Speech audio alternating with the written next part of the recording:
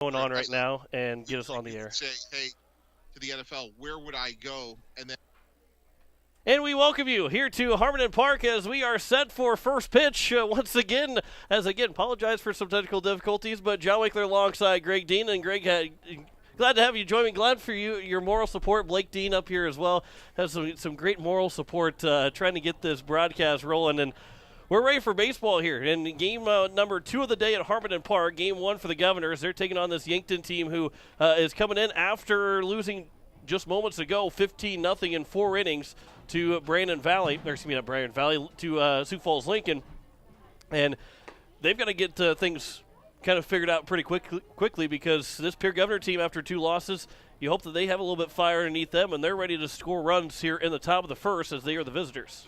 Yeah, absolutely, and so the Governors are looking to right the ship after being swept last night in a doubleheader loss to Sioux Falls Roosevelt, where the pitching had its ups and downs. Probably the biggest downside was too many walks, too many hit batters last night. But the biggest downside for me was only scoring 2 runs in 2 games after scoring 3 runs against Brookings a week ago Friday. And so the Governor Bats have got to wake up if they're going to have any success today against a Yankton team that comes in 3-13. They've lost 9 of their last 10. So hopefully the Govs can right the ship today in the first game here against Yankton, and then right after this they'll play Sioux Falls O'Gorman. First pitch to Lincoln Keenels is taken for ball 1 at 2:57, starting 3 minutes early here this afternoon.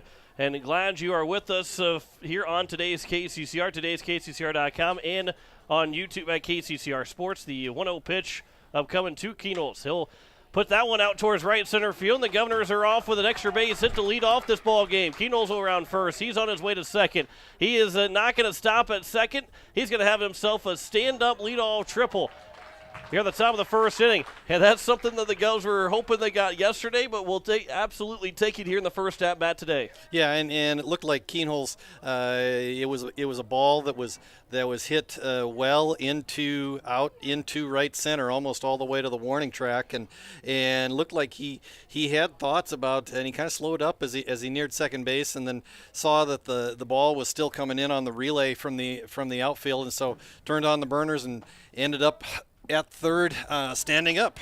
First pitch to McGuire Rasky is taken for ball 1. Keenel's playing short. Rasky out in center field. Will go through the rest of the Governor batting order here in just a second as the 1-0 pitch upcoming here to McGuire Rasky. That will bounce in and is now 2-0. Again, for the Yankton Bucks, as I believe Samuel Kampshoff, I believe he's the pitcher for this Yankton team. Here's the 2-0 pitch as that one is fouled back to the netting and is now 2-1 to McGuire Rasky. Yeah, Kampshoff is pitching for the Yankton Bucks. In the lineup card, they have him as the pitcher and DH. Yeah, I'm not sure how that works. I think you can just say he's the pitcher. Yeah, I think it's just a National League lineup here. The 2-1 pitch. That one's lined right back up the middle. That's through for a base hit. Keenels will jog on in, and an RBI single here for McGuire Rasky. And the Governors are on the board first with an RBI single from their senior center fielder. Yeah, and again, 2 hits already in 2 at-bats for the Governors today. Matches their entire offensive output in game number 2 last night against Sioux Falls Roosevelt. I'll bring up Andy Gordon, the third baseman here in game number 1. And you hope that with this Governor team and how this first 2 hitters have gone, you hope that maybe everybody else will follow suit here and that the bats will be alive in this game and moving into the next game too against will be a tough O'Gorman team to play. But again, what we've seen in this, again, it's only been 2 at-bats, so it's not like it's going to be, we were seeing a full half of a game. We've seen this Governor team, come out to a blaze of fire here, but you see the first 2 at-bats, so you hope that's the start that you're hoping for in a doubleheader because you want to be able to beat Yankton and O'Gorman as Gordon will pop it up towards center field, and he made the catch, and Rasky, who was off with the pitch, will retreat back to first, and the first out recorded here in the top of the first inning. Yeah, it looked like a hit and run that, and we haven't seen the Governors use that a lot so far this year. Rasky off with the pitch. Andy Gordon handles the bat really well. He just has that nice short compact swing and is able to make good contact and so good play to try to put a little extra pressure on the Yankton defense, and unfortunately Gordon just gets underneath one. There's a line shot that's going to be caught by the pitcher Kamshaw. Rasky was off with the pitch, and Kamshaw made the catch, so he's able then to double off Rasky at first base. Just a hard hit ball by Jaden Wiebe. A great play by Kamshaw, and because Rasky was off the pitch, no chance for him to get back to first. So that is how the first inning ends. So after the Governors get 2 hits to open up the ball game with a run, the next 2 guys are retired, and they get a double play off of it, does Yankton, and that retires the side. 1 run, 2 hits, no errors, no one left on base. After a half inning, Pierre leads the Yankton 1-0. Back in a minute. You're listening to Pierre Governor Baseball on today's KCCR and today's KCCR.com. Insurance. We all need it to protect our homes, health, businesses, and belongings. But having adequate coverage is just the beginning. You also need the support of professionals who stand by your side to protect what's important to you. Fisher Rounds & Associates combines the coverage you want with the commitment you need. Fisher Rounds & Associates. At your service, at your side. With offices in Pierre, Mitchell, Watertown, Sioux Falls, and Rapid City. BankWest Insurance has the expertise and resources to deliver personalized service and customized solutions. As an independent agency, we shop dozens of companies to get you the best coverage at the best price. As your trusted choice for insurance coverage, we promise to go the extra mile so you can rest assured your loved ones and your assets are protected. Contact your local agent to put BankWest Insurance to work for you. Not a deposit, not FDIC insured, not insured by any federal agency, not guaranteed by any bank, may go down in value, equal opportunity provider. Bottom of the first inning, as we have Isaac Pollock in the mound for the Pierre Governors, as the first 3 hitters, Drew Reichen, Joe Goki, and Dylan Prouty for the Yankton Bucks, as Pollock has been spotted that first run of the game, so he goes out there with the lead before he ever takes the mound. And for Isaac Pollock and for this Pierre Governor pitching staff today, especially what we saw last night from the pitching staff, it's very important, throw strikes and to get ahead of hitters and to limit the walks that were kind of the bugaboo and the problem for the Pierre Governor pitching staff last night.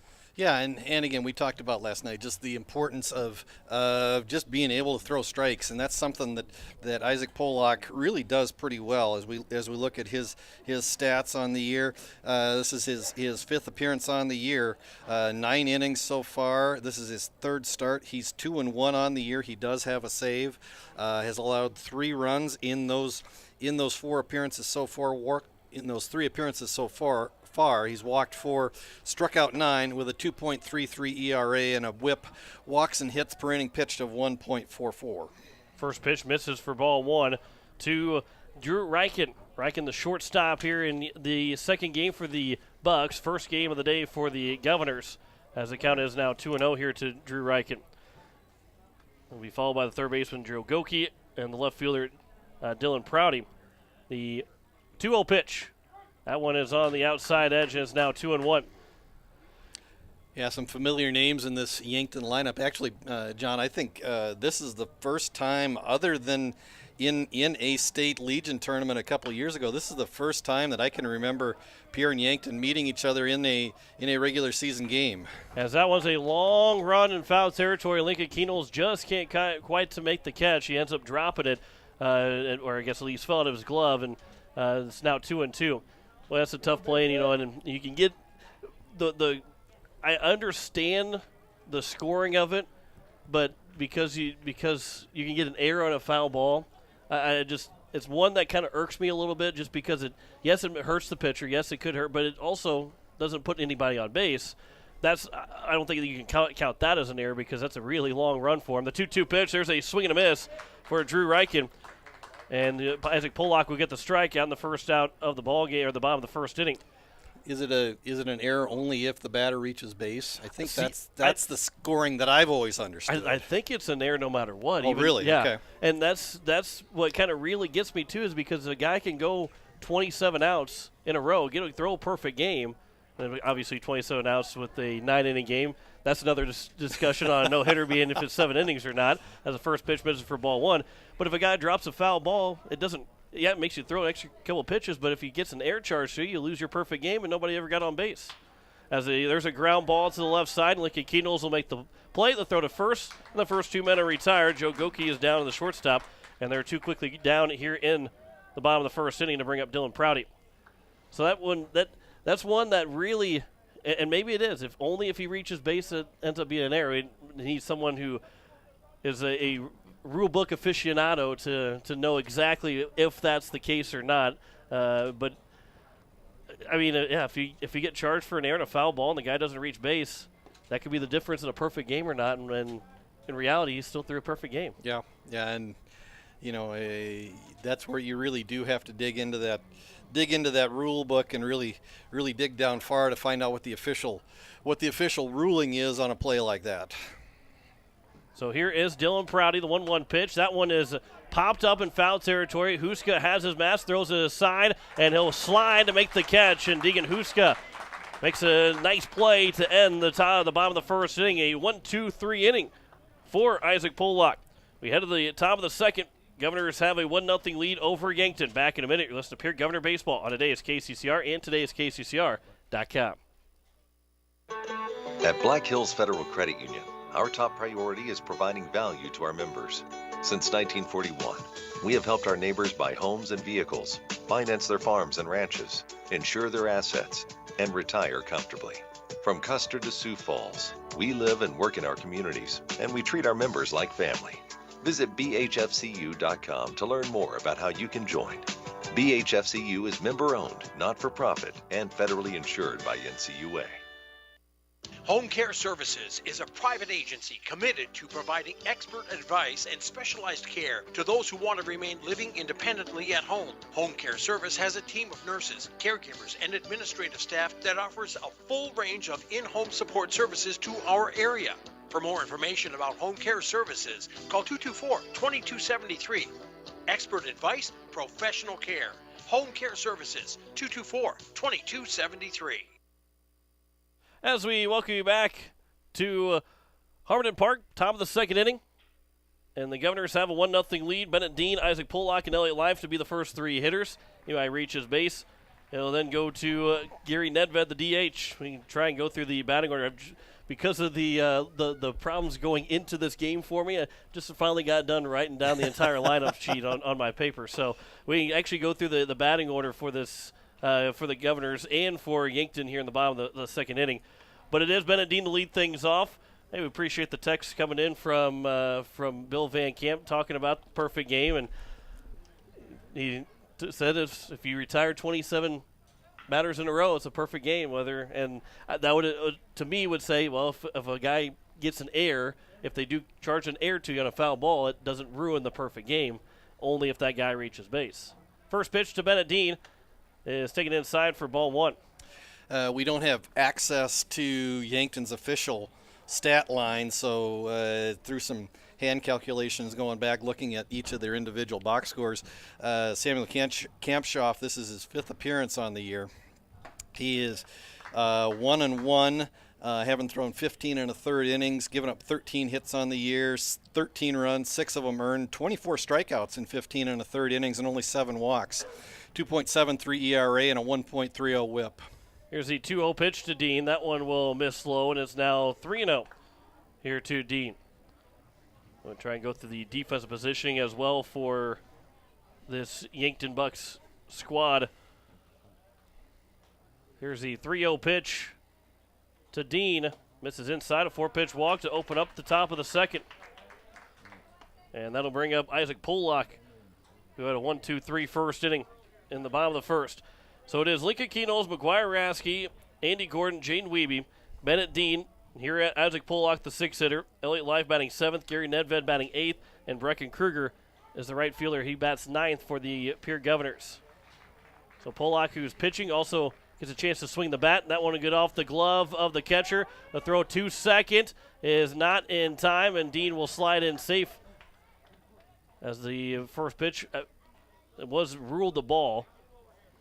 And is A runner at second on Dean with the, we'll take the base on the pass ball or wild pitch. I'd say it's a wild pitch. It was Yeah. a ball that was in the left-hand batter's box and low, and so I think if you're scoring that at home, that's probably a wild pitch. 1-0 pitch. That one misses low and is now 2-0. 6 straight misses here from the pitcher, Cam Schaff. As we said, Yankton comes in 3-13 on the year, lost 9 of their last 10. They swept Huron in a doubleheader back on April 10th. Their only other win coming on Monday of this week against Del Rapids in a 12-8 victory. They swing and a miss by Pollock, and the count is now 2-1. But to Yankton's credit, I mean, the number 1 seeded Harrisburg Tigers right now in the power points. Yankton played them in a doubleheader last night and played them tough both games. There's a ground ball to the right side, fielded by the second baseman, Mac Ryken, and the throw to first is in time. Moves the runner over 90 feet, so a good at-bat from Isaac Pollock. There's one down, and Dean is now 90 feet away from being the second run for the Pierre Governors, bringing up Elliott Life and then Gary Nedved to be the two guys to try and drive him in. Yeah, Yankton gave Harrisburg all they could ask for last night. Lost 5-2, and then lost on a walk-off home run last night to Harrisburg. Jack Sutton with the walk-off home run, and Harrisburg wins that 7-5.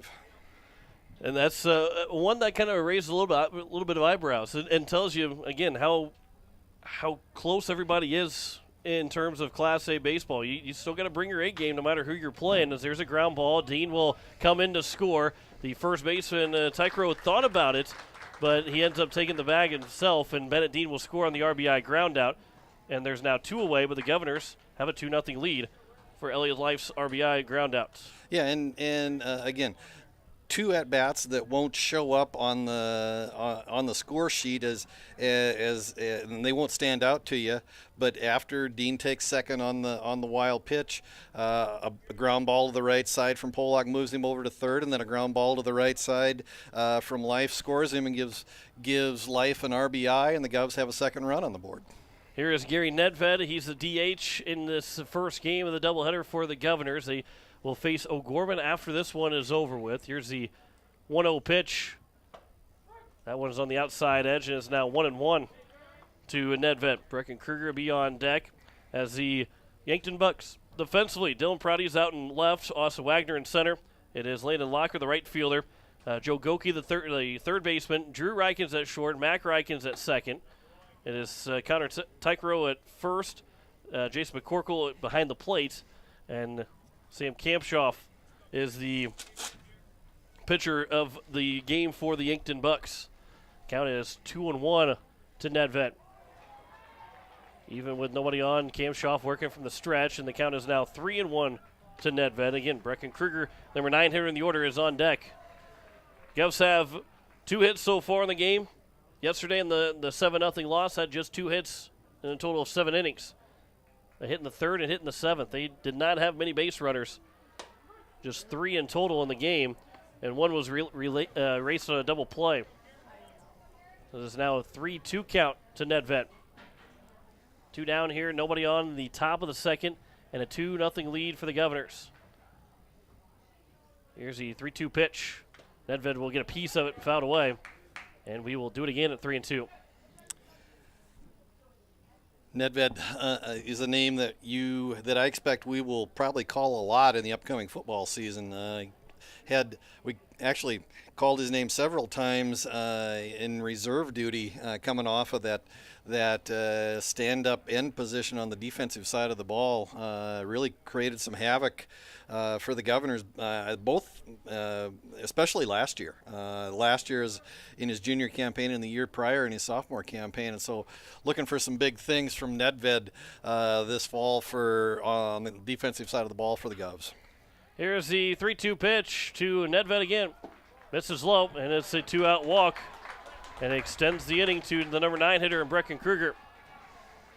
A little uncharacteristic of Kampshoff, like we said, we don't have access to their total stat line, but from the 4 games we were able to find where he's pitched so far this year, he's only allowed 7 walks in 15 innings and has given up 2 in this inning alone. And again, we talked about it last night. We've talked about at the beginning and the top of the first inning that for the Governors, they really want to eliminate the walks. And you kind of saw it last night that you take away most of those walks in that game, and it's a complete different ball game in both Game 1 and Game 2, and you might have your chance to sweep Roosevelt instead of being swept. 1-0 pitch, upstairs, 2-0, back pick, and back in safely is Nedved. And, you say that, and that's just overall in general, that's kind of how baseball is if you limit your walks, you're going to win, especially in the high school baseball game, really even all the way up to the majors. If you don't have a whole lot of walks, you don't have any errors, you put yourself in a position to win every single time you're on the field. Well, and there's just something about when you're playing defense, you see a couple of walks back to back, and you just there's just a little bit of a sense of frustration. You kind of get back on your heels, and next thing you know, you've got an error or two in the field, and it just kind of compounds on itself. And so if you've got a pitcher that goes out, and we've talked about especially in that second game last night, Ersfeld from Sioux Falls Roosevelt really worked fast, threw a lot of strikes, and just was really dialed in from early on, and I think the Roosevelt defense and when they got to the plate responded to that. As the count is now 3-1 here to Brecken Kruger. 2 down, Nedved on at first base, a 2-0 lead for the Governors. Here's the 3-1 pitch. And Kruger goes the other way with it and fouls it out of play. And the count is now full, so Nedved will get a head start, but Kamshoff has thrown over a couple times. So you got to make sure that he goes home before Nedved takes off for a second, but he'll get that head start with a full count and 2 outs. As Kamshoff delivers to Kruger. And Kruger will ground it right back to Kamshoff, underhand it to first, and that retires the side here in the top of the second inning. So another run scores for the Governors on no hits in the inning, no errors, and 1 man left on base.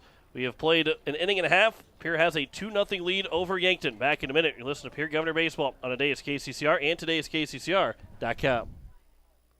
Building a home. It's the biggest investment most of us make in a lifetime. Not to mention, it's a decision that, well, you pretty much live with day and night. The quality of the workmanship stares back at you like a reflection. It also affects the value of your investment. Choosing the right contractor is critical. Kruger Contracting is that contractor. Call 222-2523. Quality workmanship and materials completed on time. Kruger Contracting. In a word, quality. Call 222-2523. Sioux Nation of Fort Pierre knows what that sound is. It's baseball season. They also know that means it's grilling season. Sioux Nation has the Green Mountain Grill choices that you need for those hot dogs and burgers for tailgating. And let's be honest, you know there will be a steak in there too. Visit Sioux Nation of Fort Pierre and see their selection of grills. While you're there, also pick up some seasonings for your grilling needs. Visit Sioux Nation at 504 Deadwood Street, Fort Pierre. As we are back here, bottom of the second inning, 2-0 lead for the Pierre Governors, as it will be 4, 5, and 6. Connor Techrow, Samuel Kamshoff, and Austin Wagner. Anybody reaches base, it'll be Jason McCorkle, the catcher. Did I say that right? Techrow? That looks, Techrow? Techrow? It's a name I've not seen before. So your guess is as good as mine. What do I go here with? Well, the first pitch, he'll swing at it, and he'll loop it in the center field, and it'll land in front of Rasky for a base hit. So Techrow will have a base hit. If good, we got it. We've been told we got it. So Techrow gets a base hit, and the leadoff man is aboard here in the bottom of the second inning. I was just going to say Techrow, but I guess I was wrong. There you go. Usually when I guess, I'm about 95% wrong. So one of the 5% get right. Everything else has went wrong this weekend. I'm finally nice to get a win. Here's Samuel Kamshoff, the pitcher. First pitch is taken for strike one. With Techrow on at first base, we'll go through the Governor's defensive here in just a little bit. After this at-bat, goes at 10-4 on the season after being swept last night by Roosevelt. That one is popped up on the right side. Kruger, he's going to go back as the wind's taking it back. He's able to make the catch, falling backwards, and there's one down. Kamshoff didn't look pretty harmless when he first hit it, but the wind just kept carrying it. It almost went behind the head of Breckenkruger in right field, but Kamshoff was able to make the grab, and Kruger was able to make the grab, and Kamshoff's retired for the first out here in the bottom of the second inning, as that brings up Austin Wagner, the center fielder. The Governors defensively will have Life in left, Rasky in center, Kruger is out in right, as Pollock delivers the first pitch to Wagner and taken for strike one.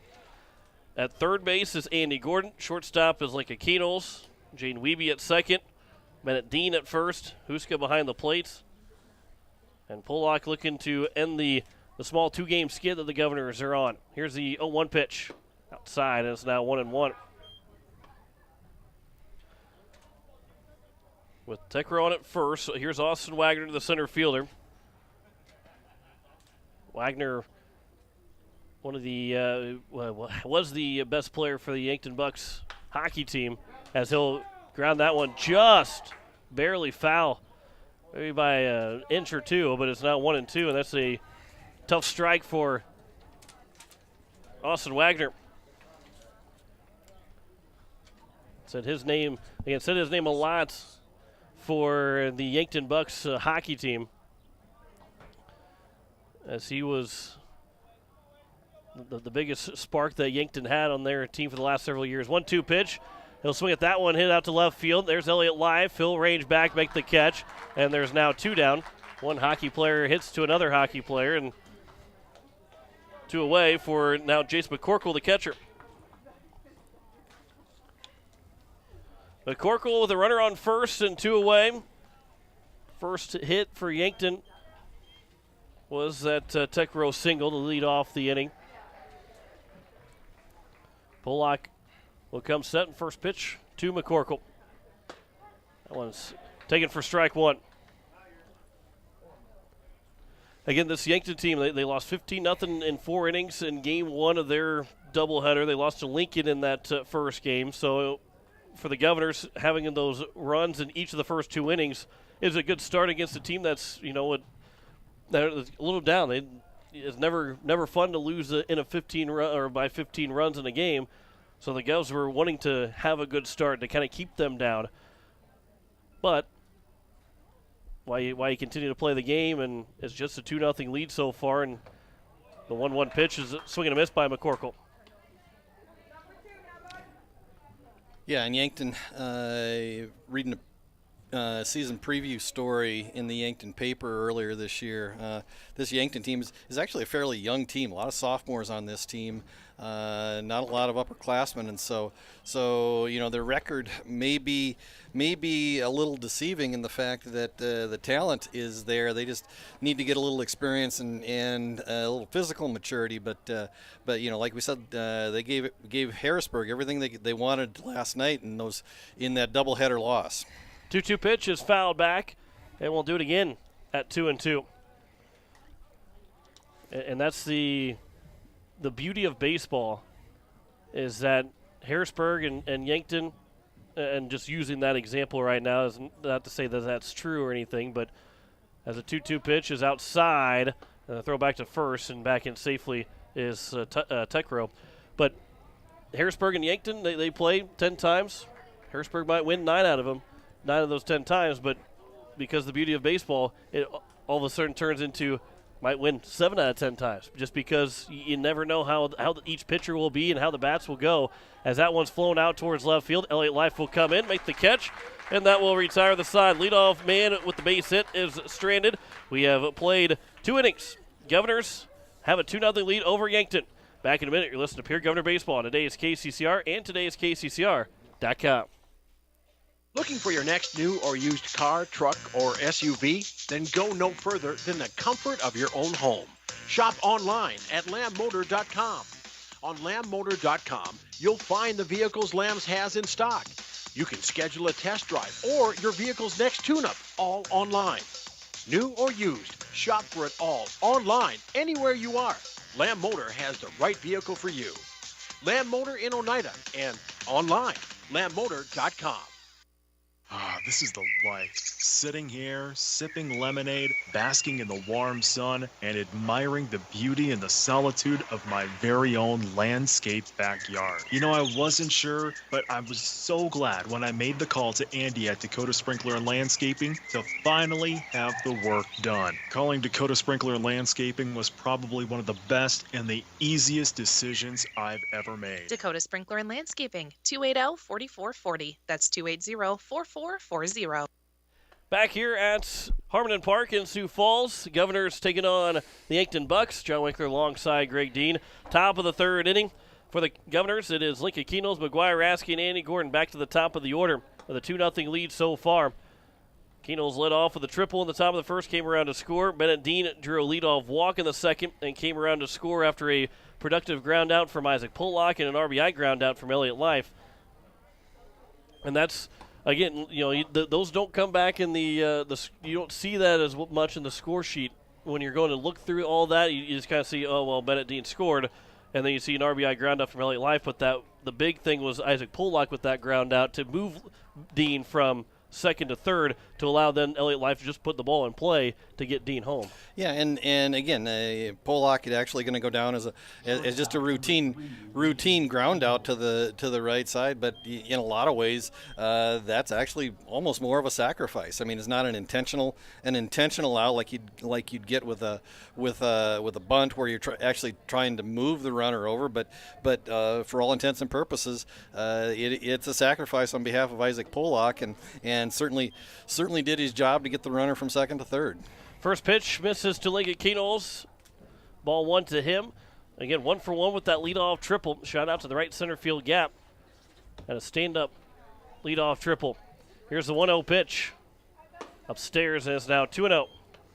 You know, we talked about, you just, as you went through the scoring, the importance of getting that leadoff man on base. I mean, the Governors have gotten the leadoff man on in both the first and the second inning, and they both come around to score. Here's the 2-0 pitch to Keenels. That one's fouled straight back, and it's now 2-1.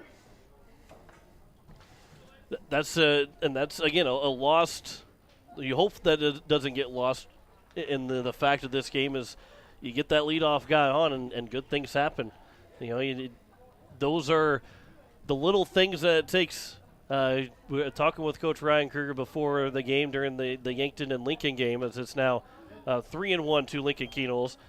Is talking about all the little things that happen in a game that you may not think about, but that's the championship teams are the ones that do every little thing right.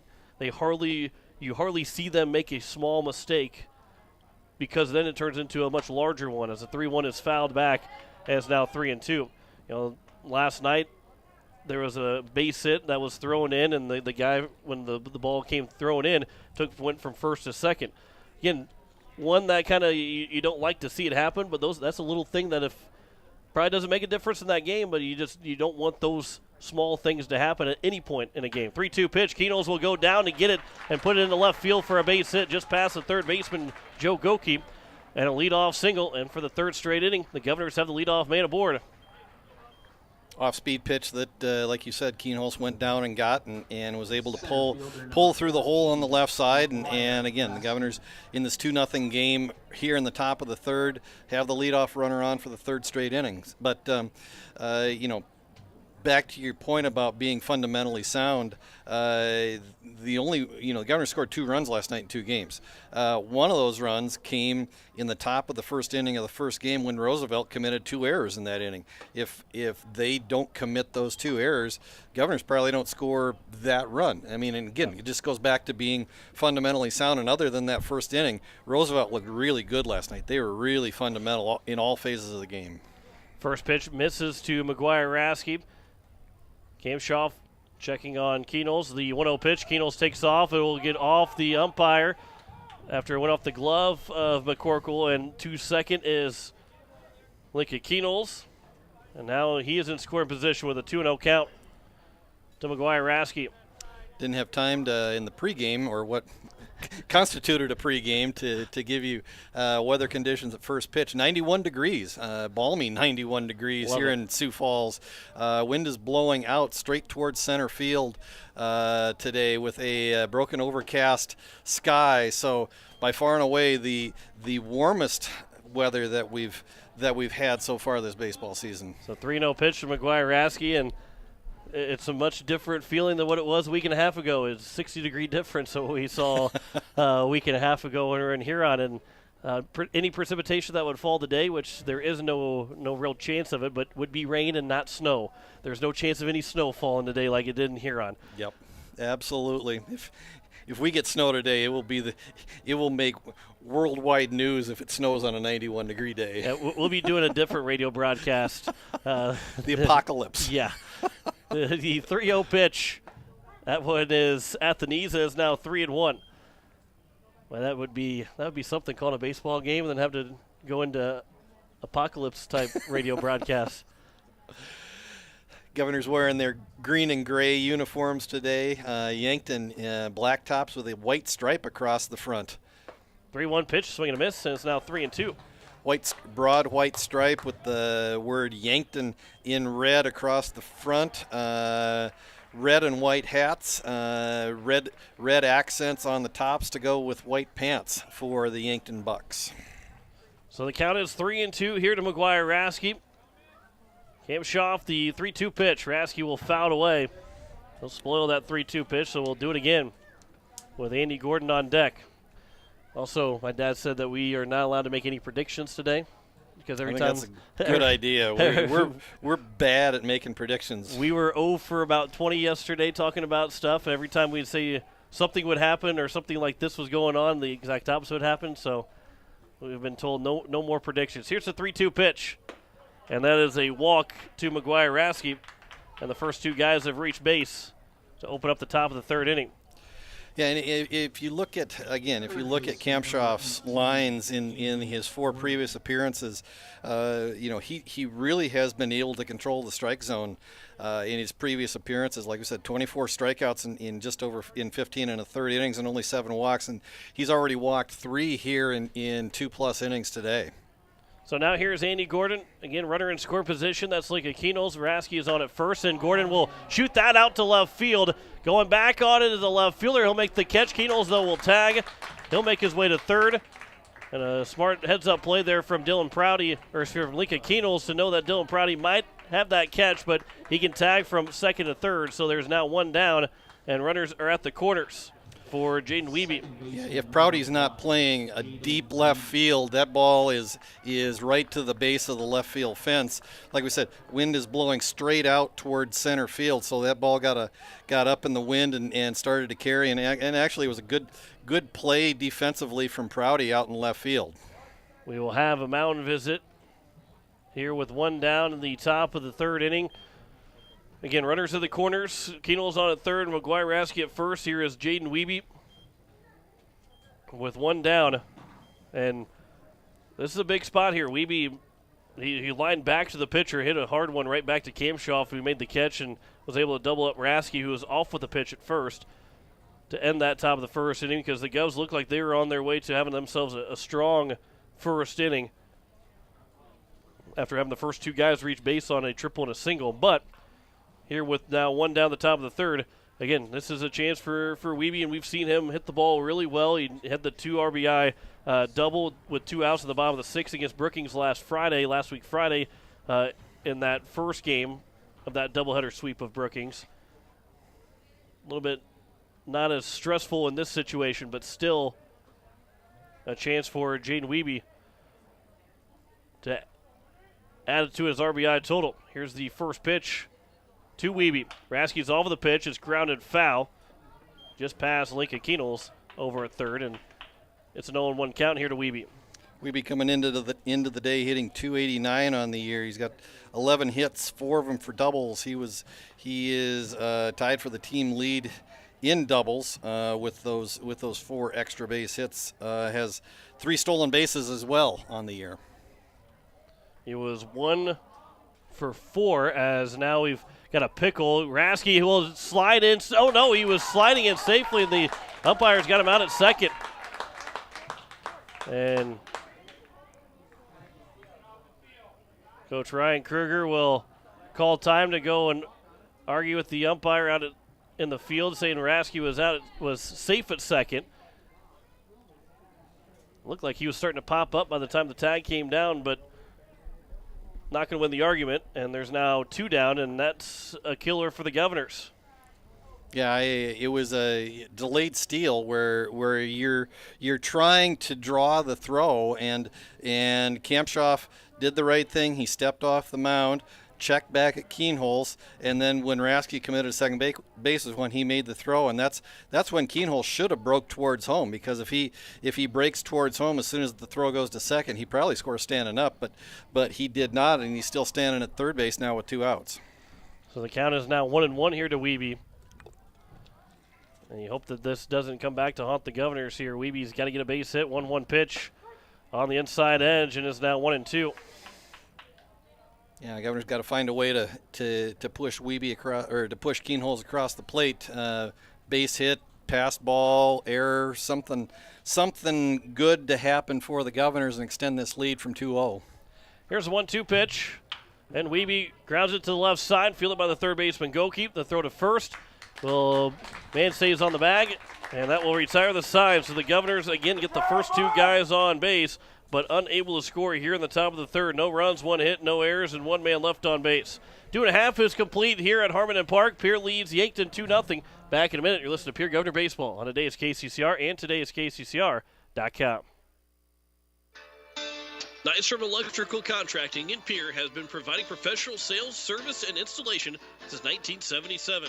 Whether you're starting from scratch, new construction, or you're upgrading your current system at your home, farm, or office, give the professionals at Nystrom Electrical Contracting a call. They've got a lot of bright ideas. Call Nystrom today to schedule a free computer-generated estimate. The number is 224-8750, or visit their website at nystromelectric.com.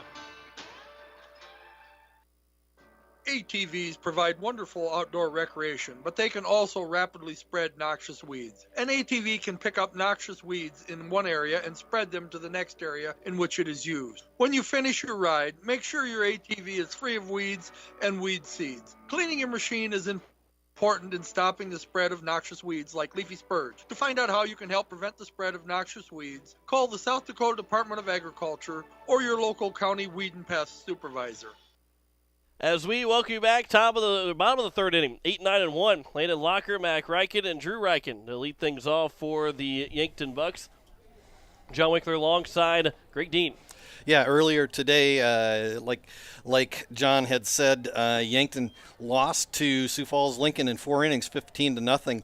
Out west, Sturgis has beaten Douglas 15-0 as well. And earlier today, Brandon Valley in 3 innings beat Rapid City Stevens 31-0.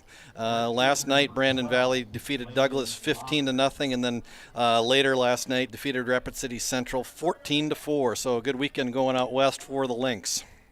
Here's the first pitch from Isaac Pollock to the number 8 hitter, Landon Locker. That is right down the middle for strike 1 to open up the bottom of the third. In that Brandon Valley Rapid City Stevens game, Brandon Valley plated 20 runs in the top of the third inning. That's a lot of trips around the bases. That's a very long half inning.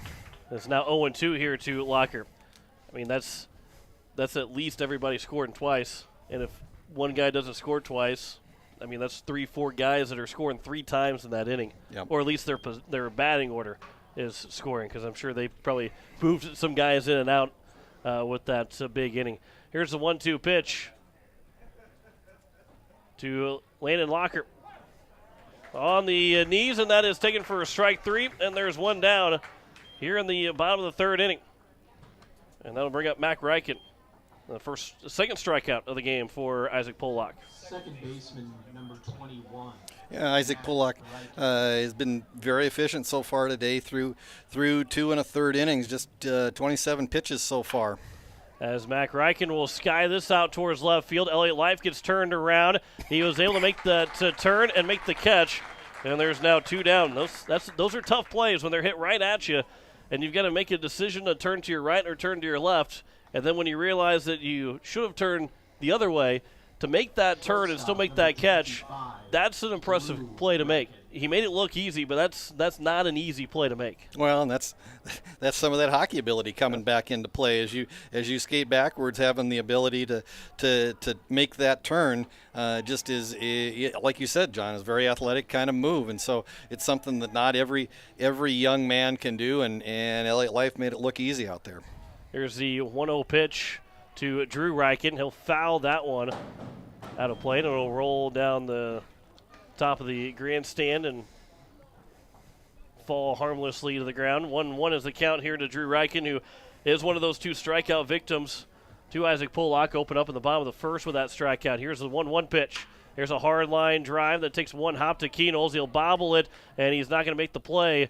And it'll be a 2-out error charge to Keenels, one that looked like it took that one hop, and I think it hit the dirt right as he thought it was going to hit into his glove, and it hit the front end of his glove. So that extends the inning for Joe Goki. Yeah, just kind of short hopped Keenholz, and I thought the ball was in his glove, but either when he went to make the transfer or as it hit his glove, it just popped out and kind of landed at his feet and just took that extra half a second to retrieve the ball, and that's all that Reichen needed to get to first base. First pitch misses to Goki. Upstairs for ball one. He grounded 2 Keenels in his first at-bats. 0 for 1 so far here this afternoon. From the stretch, here's the 1-0 pitch. That one is popped straight up, going towards center field. Actually, he's going to make its way out to center field, and McGuire Rasky make the catch, and that will end the inning here in the bottom of the third. No runs, no hits, 1 error, and 1 man left on base. After 3 innings, Pierre and Yankton. It's a 2-0 lead for Pierre. Back in a minute, you're listening to Pierre Governor Baseball on today's KCCR and today's KCCR.com. As long as you have a local cooperative, you'll never farm alone. At CHS Midwest Cooperative, our team is your team, ready to help you make the decisions that are vital to your operation. From the seed, plant health, and marketing the grain, to fuel to keep you running, the feed to supplement your herds, and the financing programs to make it all possible. We're here for you. Give CHS Midwest Cooperative a call today and let us show you the value of the co-op. Local, loyal, and trusted for generations. Service Master of Pierre. It's no secret we clean carpets professionally, but not many people know we clean furniture, kitchens, bathrooms, walls, floors, and windows. We also do fire and water restoration, plus construction cleanups. There's nothing we can't clean. Give Service Master a call at 224-9919. Service Master. The clean you expect, the service you deserve. Service Master, 224-9919. Top of the fourth inning, Governors have a 2-0 lead over the Yankton Bucks. John Wickler alongside Greg Dean, as it will be 5, 6, and 7. Bennett Dean, Isaac Pollock, and Elliott Life. Those 3 guys led off the top of the second. Dean led off with a walk, and they came around to score the second run of the game on the RBI ground out from Elliott Life. As Cam Schaaf works his way into the top of the fourth inning. Pollock has looked good through the first 3 innings for the Governors. And that's, a little thing that we haven't really mentioned quite yet, but the strong first 3 innings, and you hope that Pollock can have a strong 4th and 5th, however long they go with him. But having that starting pitching, having a good starter, that we didn't really get a good start on the mound in Game 1 or Game 2, as the first pitch is just a bit outside. And it's a 1-0 count to... Nice job, John Euchre. Nice call. to say a curveball that the release point just quite wasn't there for Cam Schaaf, but it is just a 1-0 count here to Dean. Here is the 1-0 pitch, and Dean will shoot that one out towards right center field. Going back is both the right fielder and center fielder. That one's going to drop in. It's going to roll all the way, bounce off the wall. Dean will round second. He's on his way to third. A leadoff stand-up triple for Bennett Dean. And the Governors are in business to open up the third inning. Yeah, just a fastball from Cam Schaaf kind of up in the zone, and Dean was able to put a good swing on the ball. Like we said, the wind blowing out into that right center field gap, and one hop of the wall out in right center, and the Govs are in business, and for the 4th inning in a row got the leadoff man on. Here is the first pitch to Isaac Pollock, who can help himself out with a base hit or any way to drive in Bennett Deans. The first pitch misses for ball one. There's been a couple times now that we've seen Dean hit the ball that, this triple here, you give him metal bat in that same swing, he might have had himself his potential second or third home run of the season already. There's a line shot base hit for Isaac Pollock as the infield is drawn in.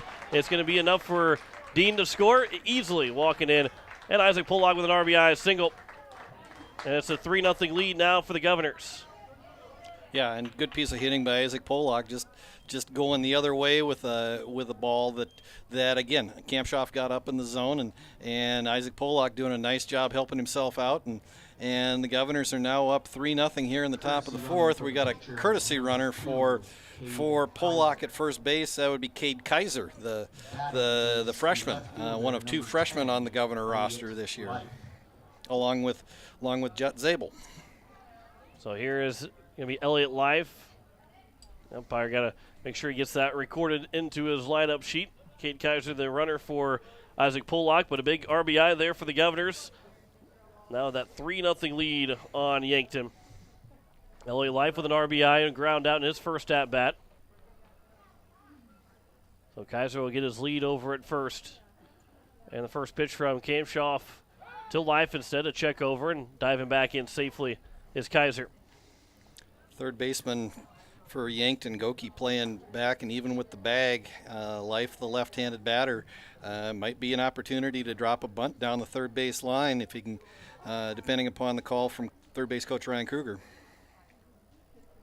The first pitch now to Elliott Life.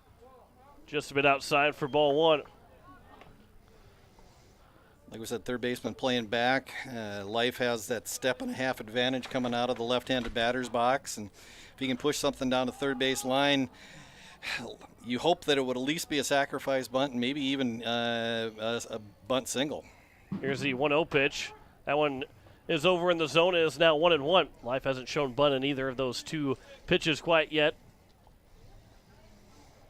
Has not shown bunt, and we'll see as Coach Kruger made a numeric call. That's the way they send signals. They don't flash signals with the body, just use numbers.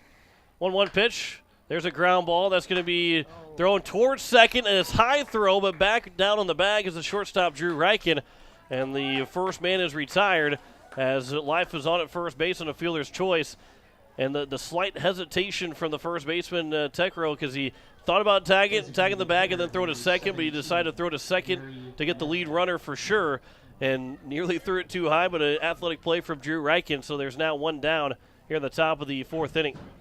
Yeah, and actually Governors caught a little bit of a break there, because if Tekro goes over, tags the bag, and then throws down to second base, that's a potential double play ball. But like we said, Tekro decides to try to get the leading run first, leading the runner at second, and with that, that runner was retired, but Life is able to reach first safely on the fielder's choice. As Gary Nedved pops the first pitch up foul down the first base line, and the first baseman Tekro might have lost in the sun as well, but couldn't make the catch, so there's an 0-1 count to Nedved. Drew a walk at his first trip to the plate. Here's the 0-1 pitch from Kampshoff to Nedved. That one bounces in. Good block there by the catcher McCorkle. Swallowed it up, and it's a 1-1 count. Hey, Greg, you mentioned that this is a rather young team for the Yankton Bucks, but especially last night, obviously didn't see any of that game that they played against Harrisburg, but you got to expect that they, at times, show some flashes of some really good play. There's a hard ground ball back up the middle, fielded by the second baseman Mac Reichen. The throw to first is in time, but the first baseman Tekro was not on the bag, so it goes as another fielder's choice, and there's now two down. Yeah, and the throw from Max Reichen, and you talked about the fact that there's some pretty good talent on this team. Max Reichen, right there, able to go to his right on a hard hit ball by Nedved, actually took him right into second base, and with that was able to tag the base and then make a throw across to first base, but unfortunately throw a little bit off target and pull Tekro off the bag, and because of that, Nedved ends up again on first base with the second fielder's choice of the inning for the Governors. First pitch to Brecken Kruger misses, or excuse me, he swings and misses as 0-1.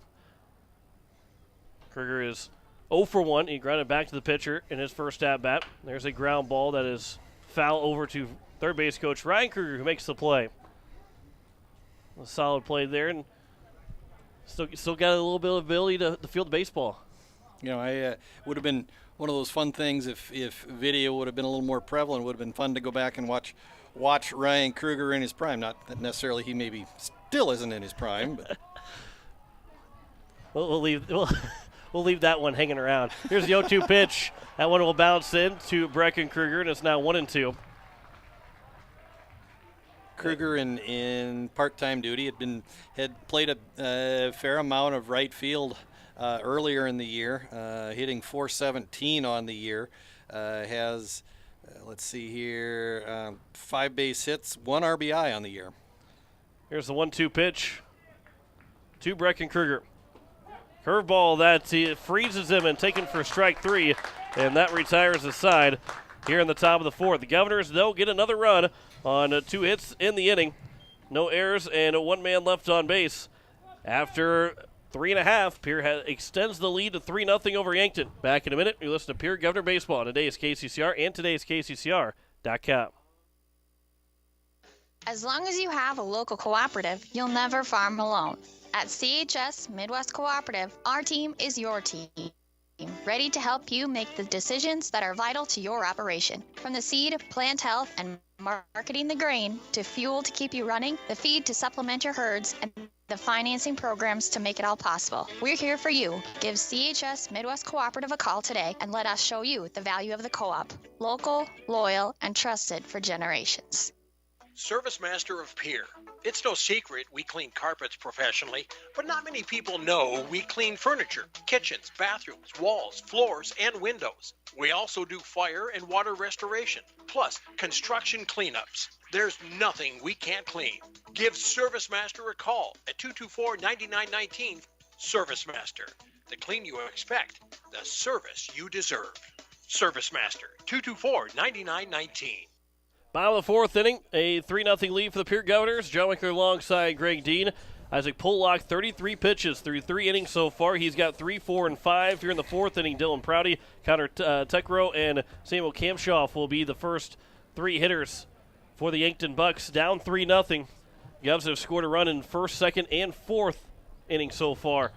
But they have that 3-0 lead. Prouty popped out in foul territory in his first at-bat. Made a nice running catch out in left field of Andy Gordon's fly ball to deep left field earlier in this game. First pitch, a swing and a miss from Dylan Prouty. And you mentioned how, I'm sure they've been showing signs, and again against Harrisburg where they lost in a walk-off home run last night, showing signs that maybe not this year, but maybe through the summer months, and by the time they get back to the spring next year, this team's already dangerous, but they're going to be more dangerous as they get older and get farther along. Because again, not too many seniors, not too many guys that won't be back next year for this Yankton team. As seemingly as the 2-1 pitch is out towards center field, Rasky going back, still going back. It's over his head, and it's going to be down for extra bases. Lead off at least double, rounding second is Prouty. He's going to try for third, and no throw from Lincoln Keenels. A lead off triple for Dylan Prouty. And the second hit of the ball game for the Yankton Bucks has got them 90 feet away from pulling back into 2 runs. Yeah, and again, a ball that just got up in the air and carried, and just carried and carried and carried. And you kind of watched Rasky out in center field, and looked like he kind of had a line on it, and he was just kind of drifting back, and the longer that he went, the more it looked like he just wasn't going to catch up with that ball, and landed about 10 feet over his head. First pitch to Connor Techrow is missed for ball one. Number 3, nope. Tristan Redmond. Redmond is sitting for Techrow. Infield is drawn in all the way around. He'll pop the 1-0 pitch foul. Go off the top of the grandstand. And it's now 1-1. So Tristan Redmond hitting for Techrow. We'll see if maybe that's him coming into pitch, or if he just goes to play first base, or what the defensive positioning might be. 1-1 pitch on the outside edge, and it's now 1-2. You know, you hope it's not an injury issue. Techrow had to make a couple of stretches over there at first base. You hope that it's not a pulled muscle of any kind. We'll see if he does come out in some kind of a defensive position for the Governor or for the Bucks here as they come out in the 5th inning. Redmond swings and misses, and there's the first out here in the bottom of the 4th.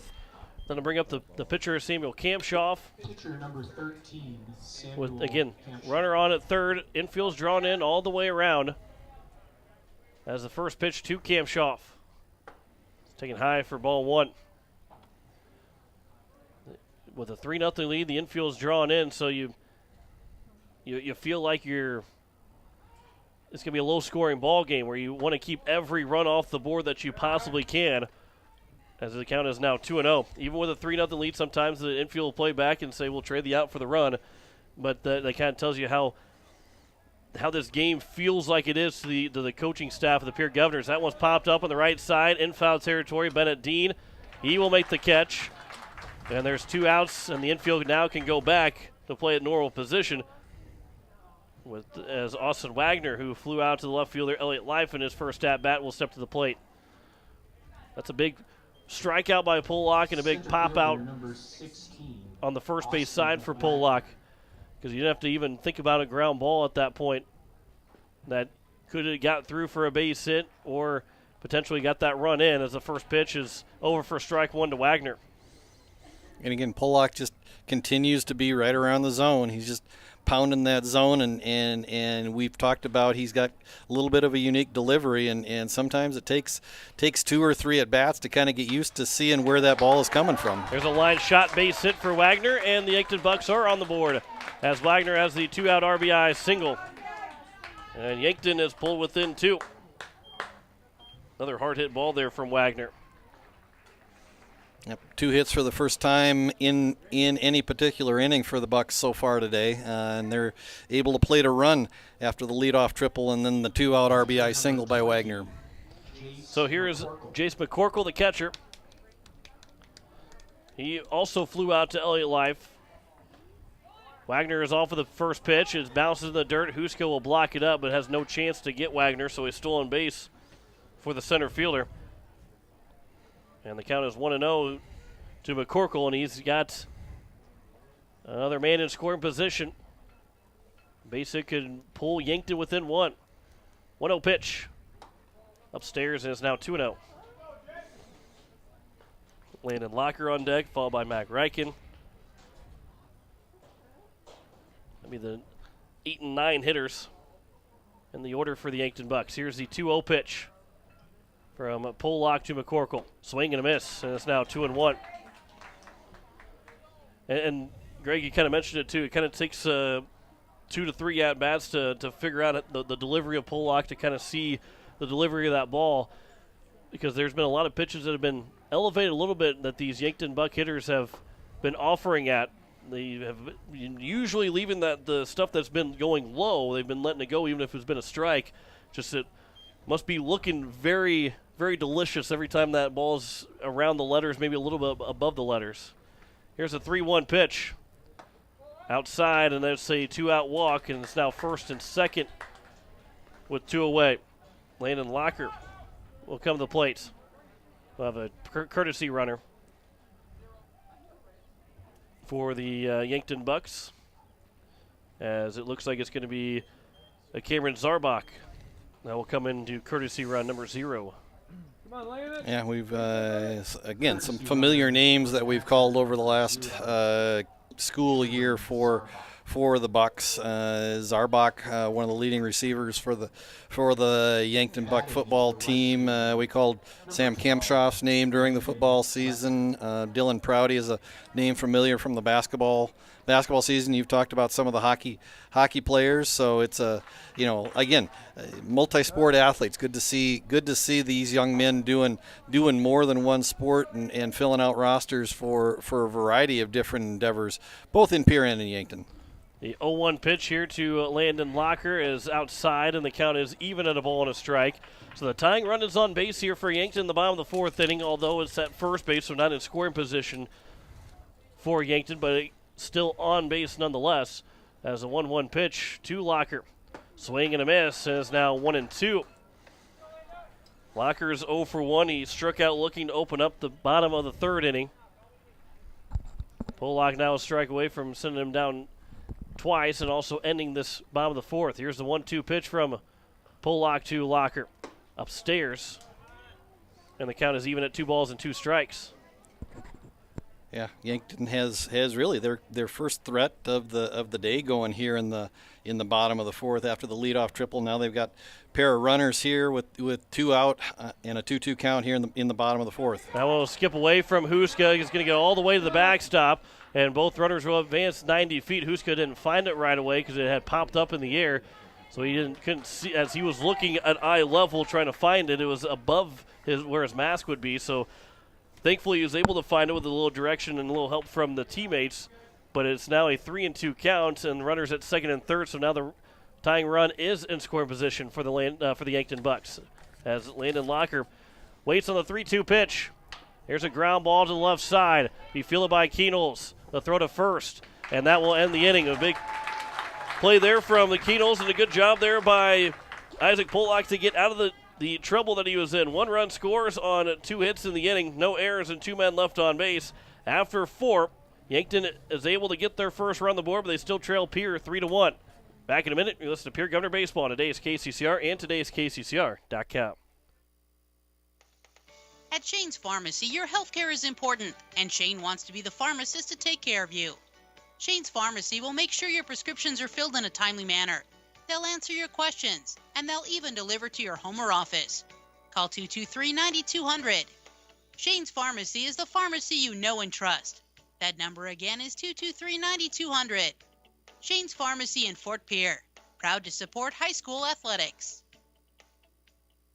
Comtech in Pierre invites you to come out and check out their expansive showroom. It's filled with everything you need to thrive in today's technology-dependent world and a knowledgeable staff to guide you through. Comtech has TVs, computers, personal electronics to commercial electronics, anything to fit your technology needs. The experienced professionals at Comtech can guide you through any questions you may have. Whether you struggle with technology or live for it, Comtech can help you find exactly what you're looking for. Comtech will even install and service what they sell, so you don't have to worry once you get your products home. Comtech, located at 1601 North Lowell Avenue behind Walmart. Check them out online at ComtechPlus.com.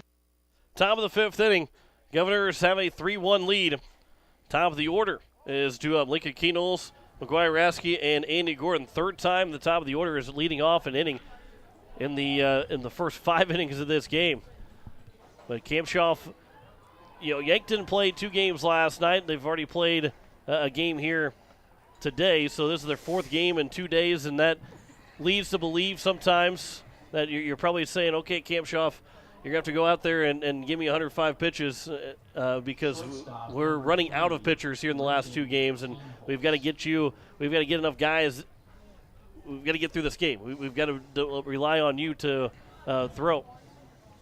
And I think Dylan Prouty has moved from left field into play first base. I didn't get a chance to see who is now manning left field for the Bucks, but it looks like Prouty has come in out of the outfield, is now playing first base for Tecro. So the first pitch misses to Lincoln Keenels. Here's the 1-0 pitch from Kempshoff to Keenels.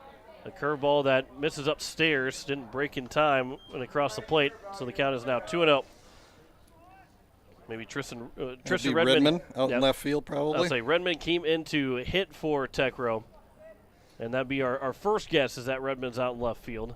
But he also could have had different guys move around. There's a ball going the other way for Keenels in the right field for a base hit. On the outside corner of the plate, Keenels went with it and grounded into right field for a leadoff single. He's 3 for 3 here in Game 1 for the Governors. And for the 5th inning in a row, the Governors have the leadoff man on, and so having an opportunity to put themselves in a position for success, and that's really all you ask. It'd be nice for the Governors to put a crooked number on the board here in the 5th and try to expand this 2-run lead. First pitch from McGuire Rasky. He'll inside out that pitch over on the left side, and it'll land foul. And then the first pitch is foul ball, 0-1 here to McGuire Rasky, who is 1 for 1. He's reached base both times. He's RBI single for Lincoln Keenels in the first inning, and then walked, and then was retired as he was picked off between first and second. So an 0-1 count here to Rasky. Kampshoff will deliver as Keenels breaks for second. That one's fouled down the first base line. And it's now 0-2. It was interesting on that previous foul ball that Rasky went down the left field line with, that Goki, the third baseman, broke towards the line and started running back at the same time that Redmond in left field actually did not see the ball, actually was just going on contact, going off the sound. He actually broke towards left center, so he actually had two defenders running in opposite directions on the same ball. Here's the 0-2 pitch now to McGuire Rasky. Curveball outside corner and taken for strike 3. And Rasky goes down on strikes for the first outs here in the top of the 5th inning. That's a tough one for McGuire Rasky, as that brings up now Andy Gordon. Gordon 0 for 2. He flew out to center fielder Wagner, flew out to the left fielder in his 2 trips. Hit the ball hard in his second at-bat, but they had him played perfectly. Keenels off of the first pitch. That one will bounce in front of the plate. McCorkle was able to block it up, but no chance at all to get Keenels, and he is now in scoring position with a stolen base. Yeah, that strikeout on Rasky, just a backdoor curveball that just nipped the outside corner of the plate. Second strikeout of the day for Kampshoff, and so now the Governors, after the steal by Keenholz, have a runner in scoring position. We'll see if Andy Gordon can add to his team lead in RBIs. 1-0 pitch, outside corner, now 1-1 to Gordon. And with those 2 hard hit balls in his first 2 at-bats, the law of averages says if he keeps hitting the ball hard, at some point he's going to get a base hit. 1-1 pitch misses upstairs, and it's now 2-1. But baseball is a game of averages, but sometimes it's a game of mean averages. Absolutely. It can be really tough on you. Game of failure. I guess now more saying that the law of averages, that he'll barely get a piece of a ball and get a base hit. 2-1 pitch. That one's upstairs. It's now 3-1. That seems to be, when you finally break out of a slump, that seems to be the reason why you break out of any kind of slump, is when you hit the ball hard, left and right, just right at somebody, and then all of a sudden you get a broken bat base hit, and you're going, how in the world did that drop of all the hits that I've had? 3-1 pitch. There's a ground ball to the shortstop, fielded by Drew Reichen. The throw will retire Gordon. Keenels will advance to third on the ground ball, so there's now 2 away. And it's up to Jaden Wiebe, who's 0 for 2, to try and drive him in to make sure the leadoff runner scores for the 4th time in 5 innings. And again, remember, we're not supposed to make predictions today. I wasn't making a prediction because I wouldn't say that Andy Gordon's in a slump. I'm just saying that usually when you're hitting the ball hard and you get into a slump, but then you're hitting the ball hard, that's what usually happens. That was not a prediction on what was going to happen in that. I just want to keep you on the right side of your dad. Yeah, yes, that was not a prediction at all. That was just an observation. And not much There is a difference between prediction and observation. Exactly. They're just spelling that out for the karma gods. Here's the 1-0 pitch to Jaden Wiebe. And Wiebe will fly this one out towards left field. Redmond is right there. He'll make the catch, and that will end the top of the 5th inning. So no runs on 1 hit, no errors, and 1 man left on base. After 4.5, Yankton trails Pierre 3-1. Back in a minute, you're listening to Pierre Governor Baseball on today's KCCR and today's KCCR.com. South Dakota didn't always have a capital, or even a permanent settlement for that matter. there wasn't always a river city on the Missouri River. And before First Dakota filed the first charter in 1872, there wasn't always a bank in South Dakota. Every timeless institution, tradition, and thriving business was started somewhere by someone who had a dream and the passion to make it happen first. What will be your South Dakota first? Visit firstdakota.com/first. Member FDIC. Do you need the Pierre Governor apparel for the big game? Or how about Stanley County apparel or Post-State apparel? All Around Graphics in Pierre is your place to go. Not only can you get your apparel, but they also do screen printing, jerseys, awards, and trophies. And did you know they can print and customize your signs? All Around Graphics can do it all. Located at 819 North Euclid Avenue or call 224-4677. All Around Graphics in Pierre, your one-stop shop. Bottom of the fifth inning, first pitching change of the game comes for the Pierre Governors as Jackson Edmond will be on the mound. As I believe he's knocked a lot of the sun out of. Oh no, he's just that tall. Big shadow behind the pitching mound. No, Jackson Edmond will be the new pitcher for the Pierre Governors, as that looks like to be the only change. Should be the only change, as everybody else will stay in their defensive positioning, and Edmond will fit into Isaac Pollock's spot, which he'd be batting second in the top of the sixth inning. For Isaac Pollock, he will exit the game having thrown 4 innings, allowed 3 hits, just one run. That was an earned run. Walked 1, struck out 3, threw 57 pitches, 35 of them for strikes to the 17 batters that he faced on the day. So, if all goes well, Pollock will get the win. If the Governors can protect this 3-1 lead here in the top of the fifth. First pitch from Jackson Edmond will bounce in for ball 1 to Mac Reichen, who's 0 for 1. He flew out to the left fielder life in his first at-bat. Will be followed by Drew Reichen and Joe Goki. Here's the 1-0 pitch from Edmond. Outside, and it's now 2-0. It's not I've only been in South Dakota for 2.5 years now, and it's not a Yankton team if there's not a Reichen on the team. Yep. And I've learned that one pretty quickly, that if there's not a Reich on the team, you're probably not playing Yankton. As the 2-0 pitch is grounded, takes a high hop off the infield grass and goes towards left field off the glove of Keenholz. That'd be a base hit for Mac Reichen and a tough break for the Pierre Governors. Boy, that one hit something, maybe hit the sprinkler, or I don't know what it would have hit, but it hit something and bounced about 5 feet higher than what it normally should have. And it's a base hit for Mac Reichen to bring up Drew Reichen. Yeah, a ball that took a big hop over the glove of Andy Gordon at third base, and then just again, that must have had a lot of topspin on it, because then it took a second big hop and off the glove of Lincoln Keenholz. Gordon will throw to first, and Drew Reichen is retired on the bunt sacrifice. Keenholz broke over to third base after both him and Wiebe were standing at second, and Keenholz had to race over to third to make sure Mac Reichen didn't take third base, but there is now 1 down on the sacrifice bunt, scored 5-3 from Drew Reichen. And that'll bring up Joe Goki. 3-1 lead here for the Pierre Governors in the bottom of the fifth inning. Joe Goki 0 for 2, but he has a runner in scoring position. First pitch is over for strike 1 from Edmond.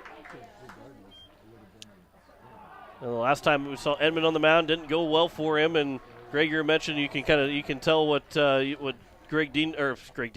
Campbell told Greg Dean, of what Jackson Edmond has done as the 0-1 pitch. We a swing and a miss, and it's now 0-2.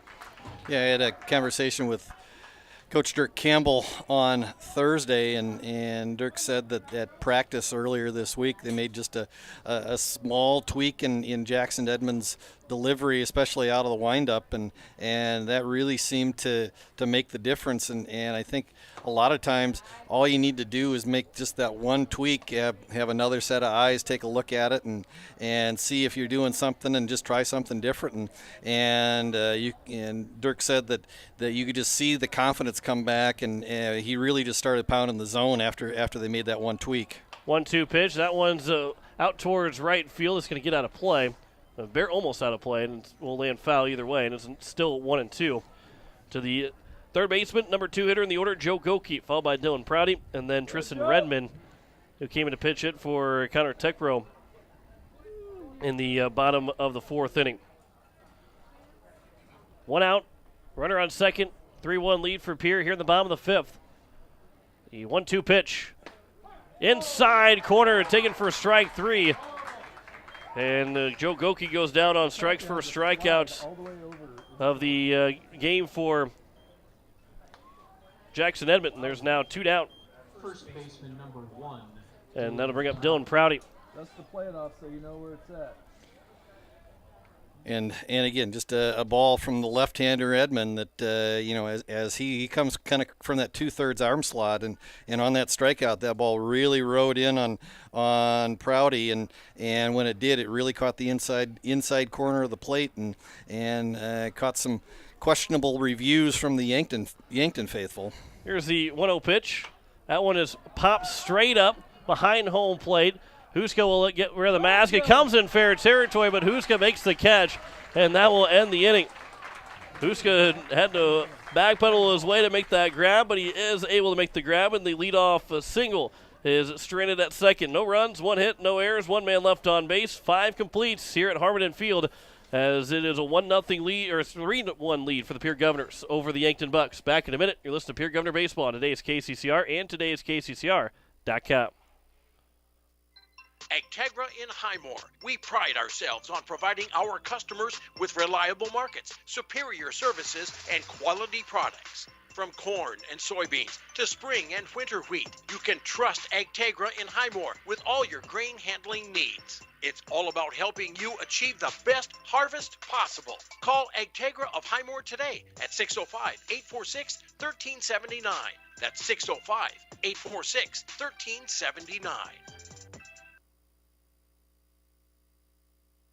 Are you building a new home or remodeling the old? Adding a fireplace can make a house a home. Olson Plumbing in Pierre carries a full line of Heat-A-Later fireplaces. Whether your taste is traditional or contemporary, Olson Plumbing has a great selection of Heat-A-Later fireplaces that will fit any style. Whether you're building new or updating, call Olson Plumbing. Heat-A-Later Fireplaces, the first name in fireplaces. Olson Plumbing in Pierre is your source for the industry's largest selection of indoor-outdoor fireplaces, either gas or wood, and outdoor fire pits. Stop by their showroom at 2803 East Wells or give them a call, 224-6436.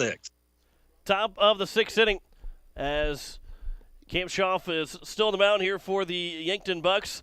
As, again, Greg, the 4th game in 2 days, and you've got to kind of ride your pitcher, and to Kampshoff's credit as well, he's earned his way out there on the 6th inning because he's thrown a good game. He's kept his team in it and given his team a chance to win this ball game. Right now they trail 3-1, but 3 runs on 6 hits so far for the Pierre Governors, and just a couple of walks. He's done his part on the mound for Yankton. Yeah, and for Kampshoff, his stat line so far, five innings, has allowed 6 hits, 3 runs, all of them earned, 3 walks, 2 strikeouts, 74 pitches through those 5 innings. So he's right in line to, if he continues on that 15 pitch per inning outing, he could give Yankton all 7 innings today if he stays on pace. So Bennett Dean will lead things off. He is 1 for 1. He's reached base both times he's come to the plate with a leadoff walk in the second, a leadoff triple in the 4th. First pitch to him is misses low for ball 1. And after those 3 walks in the first 2 innings, Kampshoff has kind of settled in, has not allowed a walk since then. And we talked about it earlier. His stat line through the season has not been one where he's only allowed about half a walk in innings. So he's really settled in after that. 1-0 pitch is fouled away by Dean, and it's now 1-1. Governors with 2 triples in the games, the 6 hits they have so far. Keenels has half of the 6 hits. As the Govs have scored, they've had all 5 leadoff men reach base, which Keenels has led off 3 times and got on base. Dean's led off twice and been on base. As the 1-1 pitch is upstairs, and it's now 2-1. Dean scored twice. Keenels has scored once at that spot. But it's at least given the Governors a chance and puts pressure on Yankton and Kampshoff consistently getting that leadoff man on base, whether it is by a hit or a walk. They've got 4 of their 6 hits out of the leadoff spot in each inning. That one's popped up in towards shallow center field. Going back is Drew Reich in the shortstop, and for the first time in the game, I guess there's the announcer's curse talking about they've had 5 guys lead off with getting on base as Dean will pop out. It'll be the first time that they've retired the leadoff man in the ball game. And that'll bring up Jackson Edmond will get his first at bat Isaac Pollock went 1 for 2 with an RBI single in his 2 at-bats. But Edmond, the pitcher, now in the 6th and in the 5th, going into the 6th. He'll get his first at-bat of the ball game. The lefty will wait on the first pitch, and that one misses outside for ball 1.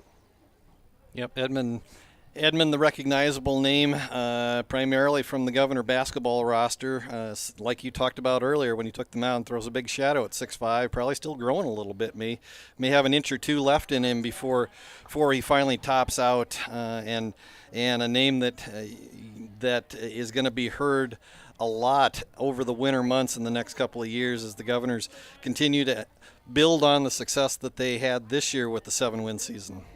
Here's a 1-1 pitch to Edmond. Swings and misses, and it's now 1-2. He's going to be he's a big factor. Him and Keen Olds, the 2 big sophomores for the Governor basketball team. Matt Hansen, the junior, he'll be the lone senior going into for the basketball team next year. As the 1-2 pitch, one will miss low and a bit outside, and the count is now 2-2 to Edmond. Kampshoff tried to drop that backdoor curveball in on Edmond and just missed off the outside part of the plate. So now here's the 2-2 pitch from Kampshoff to Edmond. Swings and misses, and he'll go down on strikes, and there's now 2 down here in the top of the 6th, and they'll bring up Elliott Life, who is 0 for 1 with an RBI ground out and reach base on the fielder's choice. Life, the left fielder here in game 1. Hasn't gotten rid of the hockey hair yet. Still letting the flow go from the hockey season. Here's the first pitch to Elliott Life. He'll chop that one foul. And it's 0-1. Yeah, as good as the flow is, it probably wouldn't make the top 10 at the Minnesota State Hockey Tournament, though. I mean, those are some good hairdos over there.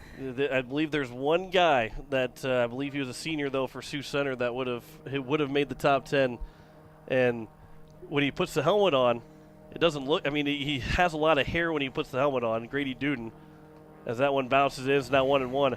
But when you see him without a helmet on, I mean, his hair goes from being fairly long to being about maybe a whole foot longer than what it actually is. I mean, when I saw him without a helmet on for the first time, oh, that's how big your hair is, because it doesn't actually. It's big hair in your helmet, but without a helmet on, it's crazy. His Elliott Life will rope that one to right field, but playing it perfectly as the right fielder Locker to make the catch, and it's a 1-2-3 inning for Sam Kampshoff.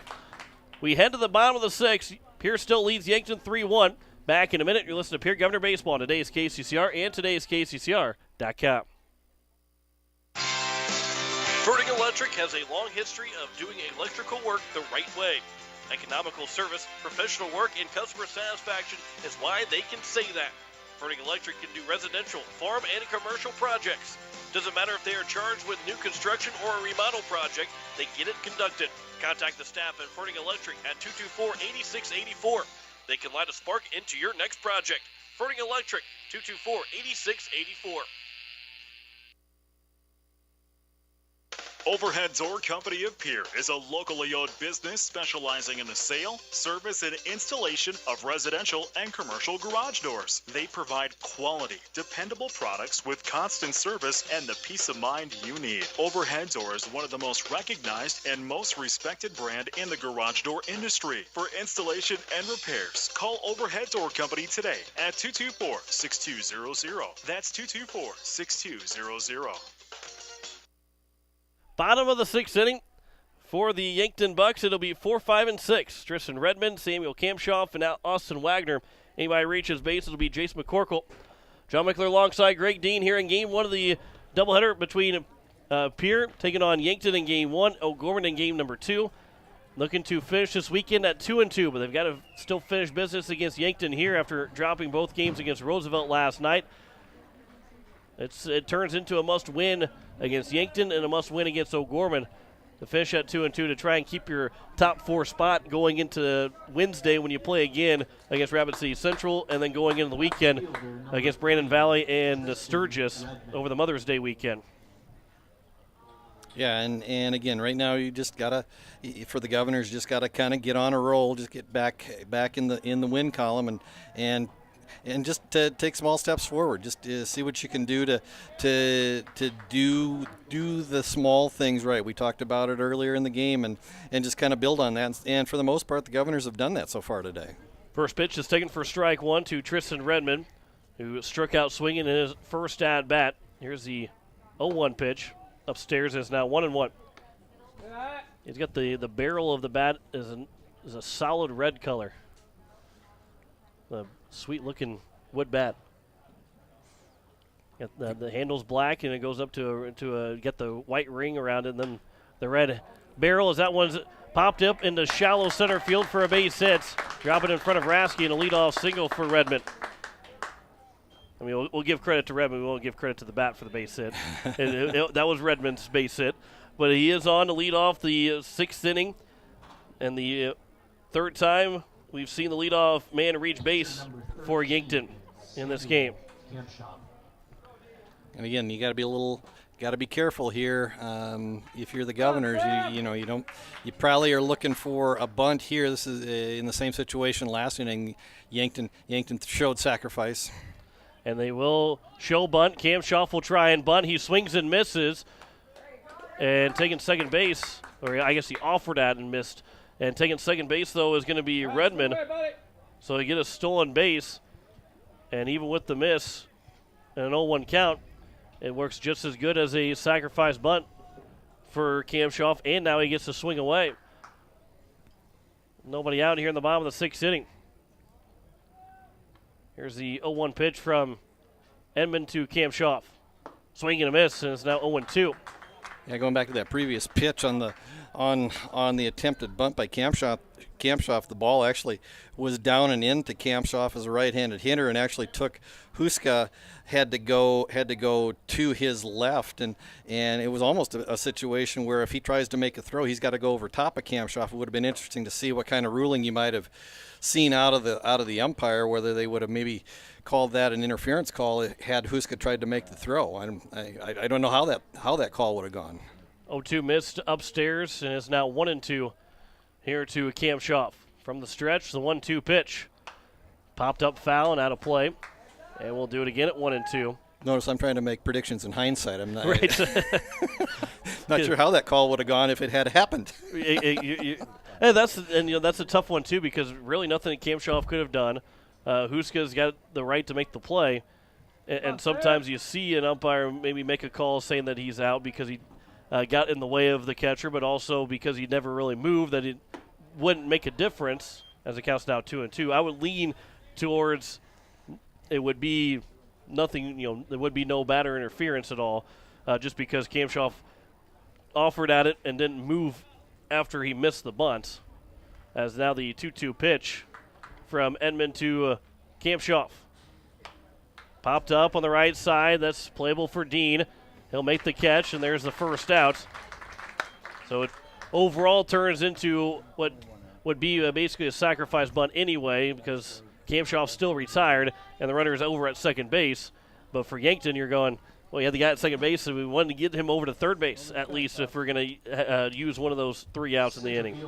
And we didn't get a chance to talk about it, but there was some action just a little bit ago down in the Yankton bullpen. We'll see if it's actually somebody that may come out and start the inning, start the 7th inning new for the Bucks, or whether it's just precautionary in case Cam Schaff has to come out. He is at 86 pitches through 6 innings, so he's got 19 pitches to work with to get through the 7th inning if indeed they send him out.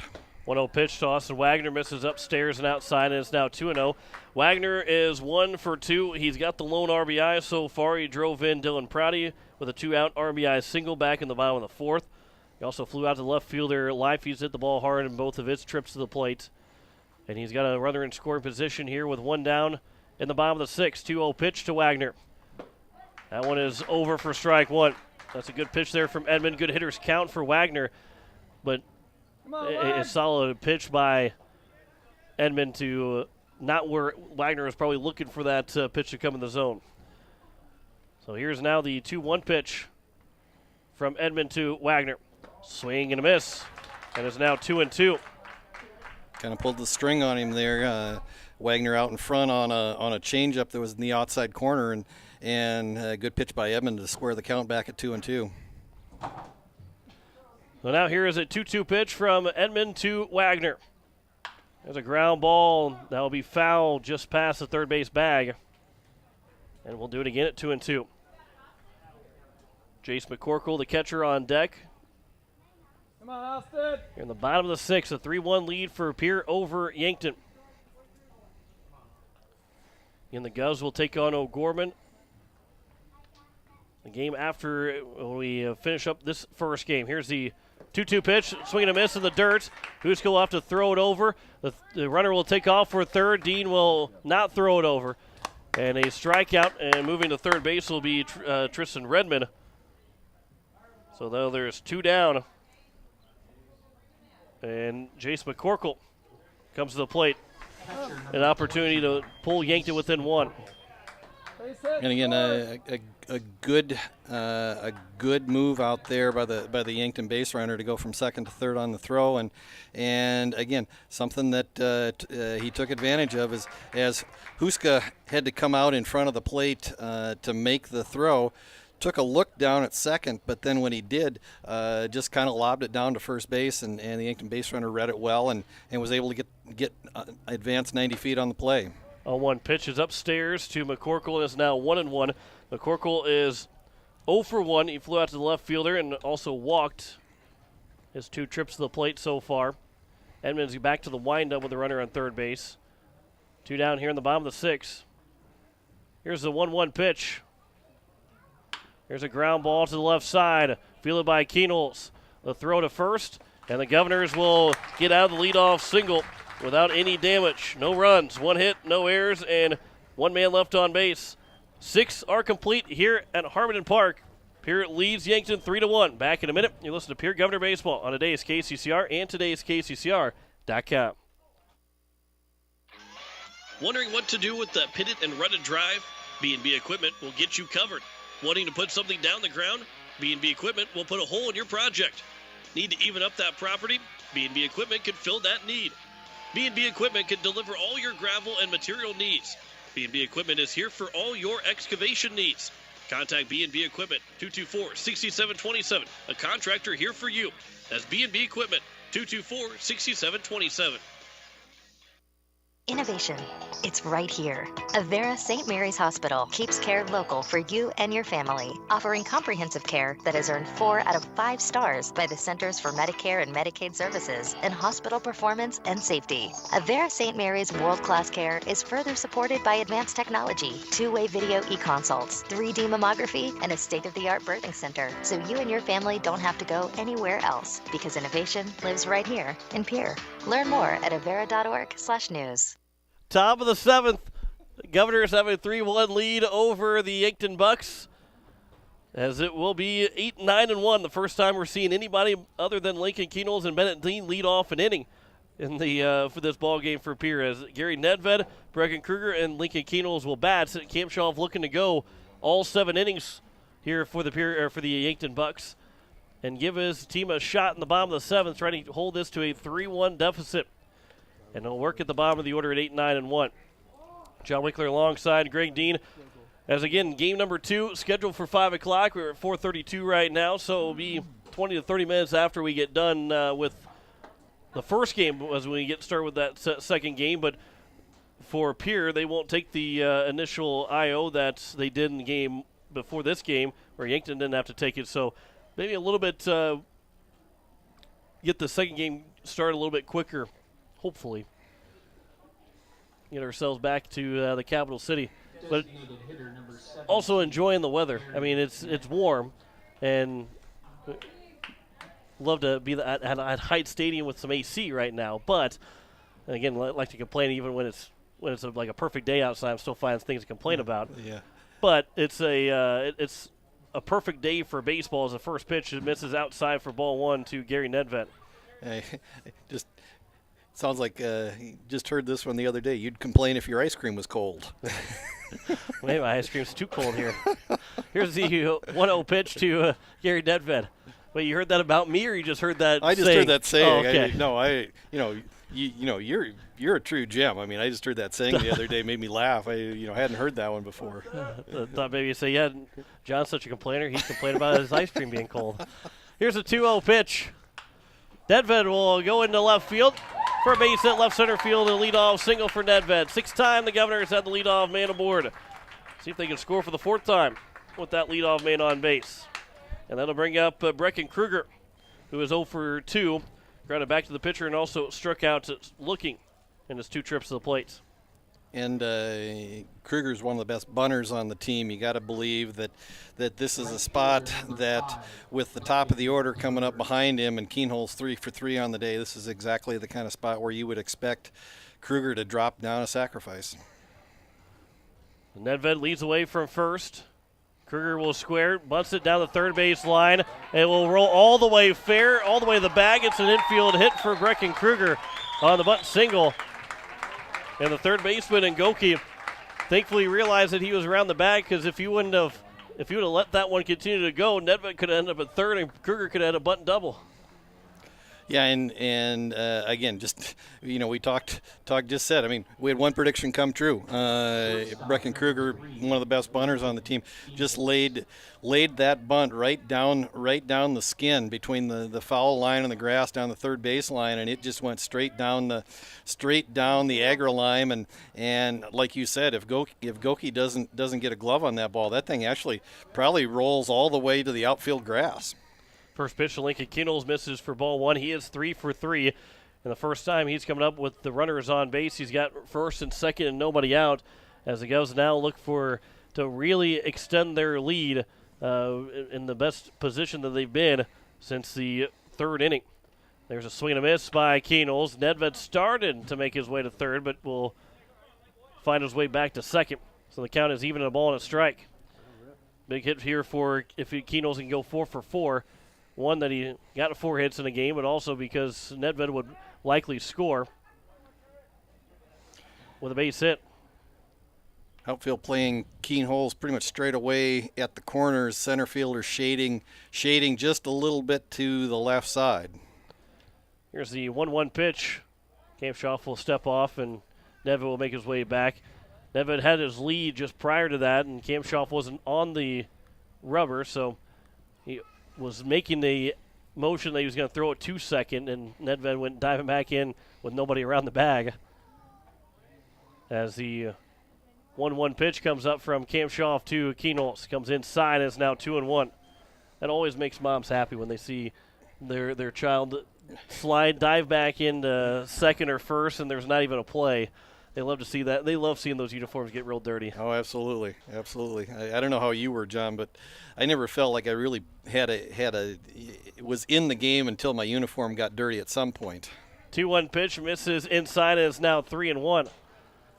Well, I would say the same way, although I didn't like having a nice clean jersey. If I was pitching, I like to keep my jersey clean. Well, you're kind of one of those pitching divas. We talked about you being a diva last night, so not a surprise. 3-1 pitch is fouled straight back to the netting, and it's 3-2. It's pretty much everything about me. Just pretty Ice much cream's diva. too cold, Just uniforms clean, not clean. Just is there any way to keep you happy? Not a whole lot keeps me happy. Takes a lot to make me a happy guy. Here's the 3-2 pitch. And Keenholz will pop it up on the infield. It will be in foul territory. And both the catcher and third baseman and McCorkle Goki both called for it. And then they both kind of stopped, and it fell between the two. So Keenholz will get new life here at 3-2. Yeah, and that's a play where, again, because it fell between them, it's probably going back to that what we talked about at the beginning of the game. Probably not an error if Keenholz reaches, just because you don't know which one you give the error to, but it's a mental error. Certainly a mental error, as there wasn't the level of communication between Goki and McCorkle. Here's a 3-2 pitch again to Keenholz. Grounds that one to the right side. It's through past the diving second baseman. Nedved will round third. He'll come in to score. The throw back to second. Kruger will get back in safely before the tag. And it's first and second, an RBI single for Lincoln Keenholz. He's now 4 for 4 with 3 singles in the ball game. And the Governors still have nobody out in the top of the 7th.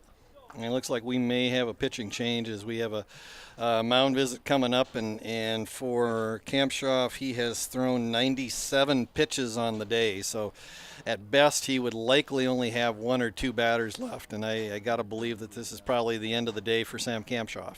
As we will come back in a minute, tell you what the changes are as Kampshoff's day is over on the mound. Back in a minute, you listen to Pierre Governor Baseball on today's KCCR and today's KCCR.com. Your home and business are important to you, and you need quality furnace and air conditioning products and service. With a combined 50-plus years of experience, AirTech Heating and Cooling provides you with just that service. Call 945-0160 for sales, service, and installation of furnaces, air conditioning, and heat pumps. AirTech Heating and Cooling features the American Standard products. Sales, installation, and service. You want the best, and that's what you'll find at AirTech Heating and Cooling in Pierre. Most of us already know that Gales Gas of Pierre is the place to call for propane. They offer an automatic fill plan so you never have to worry about running out of propane. They accept debit and credit payments or a budget payment plan to spread out the cost throughout the year so you never have surprises when you get your bill. For delivery, convenience, and great customer service, call Gales Gas at 224-5518. That's Gales Gas at 224-5518. It is Caden Llewellyn that's on the mound here for the Yankton Bucks with first and second and nobody out, as it will be Llewellyn to face McGuire Rasky and Andy Gordon. Again, runners at first and second, nobody out, 4-1 lead now for the Pierre Governors, and they're looking to add to that 3-run lead and give a lot of breathing room for Jackson Edmond, who came in the 5th inning with a 3-1 lead. So he would still technically get the save even if this league gets above 3 runs or more. Yeah, and right now, big at bat right here for McGuire Rasky and for Caden Llewellyn. Probably the most important at bat of the game so far in this baseball game between the Pierre Governors and the Yankton Bucks. For Caden Llewellyn, your job right now is just to come in and shut the door as best you can. You do not want to give up any more. Certainly don't want to let those 2 runners that are on first and second with nobody out here for the Governors, don't want to allow them to score for McGuire Rasky. This is a big at bat. I wouldn't say that Rasky has struggled this year, but you are just kind of waiting for him to just kind of break out, just barrel up a couple of balls, and this would be a great situation for him to hit one to the warning track. First pitch is taken for strike 1 to McGuire Rasky. He is 1 for 2 so far. He had an RBI single back in the 1st. He also drew a walk in the 3rd. Struck out looking back in the 5th inning, as the count is now 1-1 to Rasky.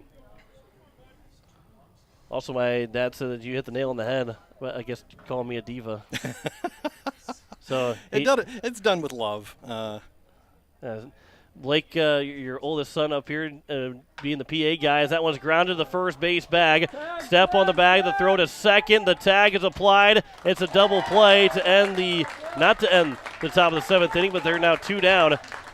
And that'll bring up Andy Gordon with a runner at 3rd and 2 away. So an unconventional 3-6 double play. Yeah, and a nice play by Redmond at first base to not only glove that hard-hit ground ball that was coming right down the first baseline, but to make the play that we saw Tykro go the other way with earlier in the game.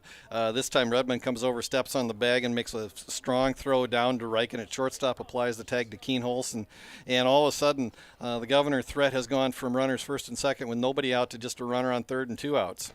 The 1-0 pitch is fouled by Andy Gordon, and it's now 1-1. Gordon 0 for 3. With a fly out to the left center fielder and left fielder, and a ground out to the shortstop. In his 3 at-bats, looking for anything to get a base hit and add to that RBI total. Again, comes in leading the team on RBIs. One of the few guys that's maybe the only guy that's got 10-plus RBIs so far for the Governors. 1-1 pitch. Gordon will reach for it and foul it away on the right side, and the count is now 1-2. So Llewellyn comes in, and he's faced just one guy, and he's gotten 2 outs recorded. So he's looking to keep this a 4-1 ball game. Heading to the bottom of the 7th. Here's a 1-2 pitch to Gordon. Gordon will pop it out towards center field. Couple of Steps back for the center fielder. Wagner makes the catch, and that ends the inning. So Llewellyn comes in, does a great job of getting the only 2 batters that he sees to get those 3 outs, as the Govs score 1 run on 3 hits, no errors, and 1 man left on base. Govs 3 outs away from a Game 1 win of this doubleheader against Yankton and O'Gorman. Back in a minute. You're listening to Pierre Governor Baseball on today's KCCR and today's KCCR.com.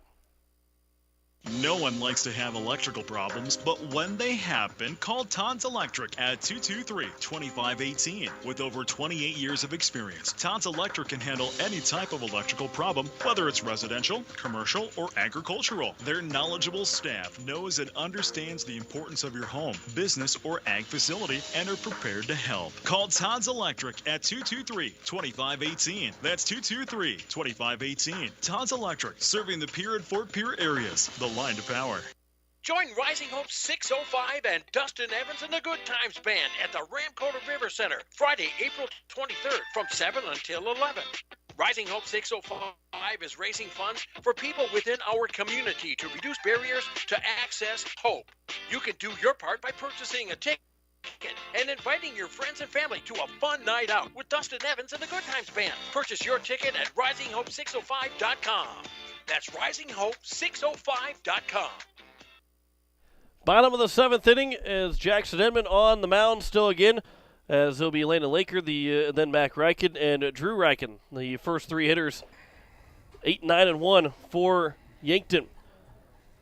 The 3 have combined to be 1 for 6 so far. Here in the ball game is Landon Laker, the right fielder, 0 for 2. Landon Lecker, 0 for 2. He struck out looking and also grounded out in his 2 at-bats. First pitch to Lecker is a ground ball, foul on the first base side by Bennett Dean. And a first pitch strike to the first man in the bottom of the 7th, as Jackson Edmond looking for a 9-out save. A 4-1 lead over Yankton. First 0-1 pitch. Outside is now 1-1. Yeah, didn't miss by much. Did that pitch from Edmond just up and off the outside corner. 1-1 pitch. Swing and a miss, and it's now 1-2. We talked about first batter in the 7th inning it always seems to be the most important one. If you're Yankton, if you can get him on, put a little pressure on the Governor defense, it's huge for the Governors. If you can retire the first batter, it takes a lot of the pressure off. Dean will field it on the first base side. A flip to Edmond covering, and that's how you draw it up in spring training in a 3-1 putouts from Dean to Edmond. And the first man is retired here in the bottom of the 7th. I make the spring training reference, but that's a little thing that is might be going overlooked. That's a huge play to make because Dean has to field it, has to make a strong or a good throw, an accurate throw to lead Edmond to the bag, and Edmond's got to make sure he runs that route to get to the bag. As the first pitch is taken for strike 1 to Mac Reichen. But it's a little thing that if he's safe, you may not realize it, may not think about it, but that's a little thing that is done right by the Pierre Governors. Here's the 0-1 pitch. Swing and a miss, and it's now 0-2. Yeah, and it's exactly what happened in the 8th inning of the second game against Brookings, and how Pierre was able to walk that game off. Almost an identical kind of ball that Bennett Dean hit, drew the first baseman for Brookings off to his right side, and the pitcher did not cover on that play. Brecken Kruger going back on the fly ball to right field. He'll make the catch, and the Governors now have 2 away. And Yankton's down to the final outs here in this ball game. They're in danger of losing both here in Sioux Falls this afternoon.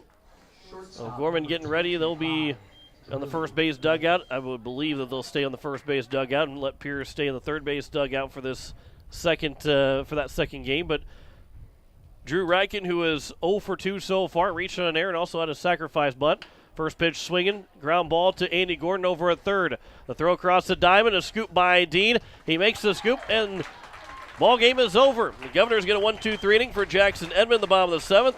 They end the 2-game skid, and a 4-1 win for Pierre in game number 1. Back in 2 minutes to wrap it up. You're listening to Pierre Governor Baseball on today's KCCR and today's KCCR.com.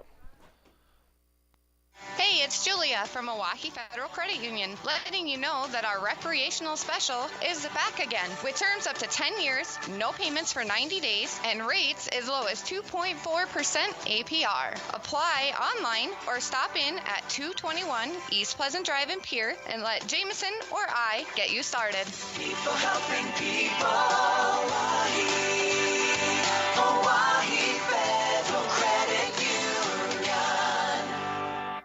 Pierre Sports Center is your local Ranger Boat and Mercury Outboard dealer. They're a must-see for your Ranger boat needs. See their selection of Mercury outboard motors for more power. Pierre Sports Center can help you with financing and other boating needs. Need service for your boat or trailer to keep you going? Pierre Sports Center is your one-stop shop. Pierre Sports Center, Ranger Boats, and Mercury Outboard. A combination that can't be beat. Pierre Sports Center, 1440 North Garfield Avenue in Pierre. Or give them a call, 224-5546.